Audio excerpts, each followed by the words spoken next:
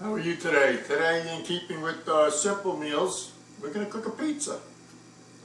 Pizza is really not that hard, but you know what you really need to cook a pizza and actually help you out in your life is a toaster oven.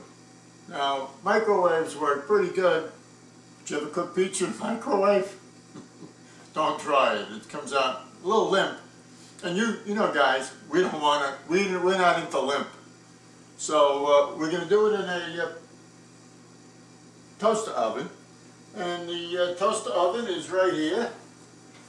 We're going to cook a Newman's Own pizza, and what we have is we have our pizza tray, which slides into the oven, and the pizza will come out nice, hot, and crisp.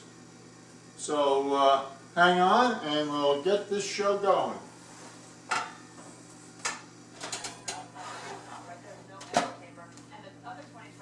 Close it up, turn the dial to pizza. There we go, we're all set.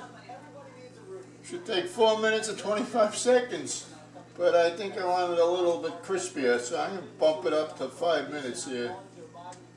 Yeah, 450 is good enough. Alright, there we go, and we'll wait for it to be done. Looks like our pizza's done, and you can see them getting ready. This is the Julia Child School of Cooking here. And let me put this down here. And move the wine out of the way. Open the door. Get the pizza out. There it is. Looking good. All right, ready for me to eat.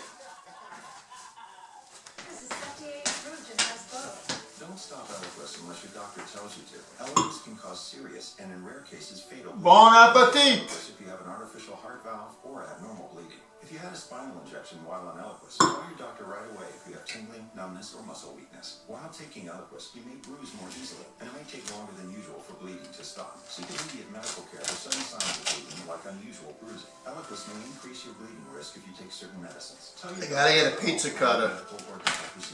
What's around the corner could be your That'll be the next thing. Ask your doctor about Eliquis. There we go. The knife did a good job. 13 years ago, Corbett was diagnosed with cancer.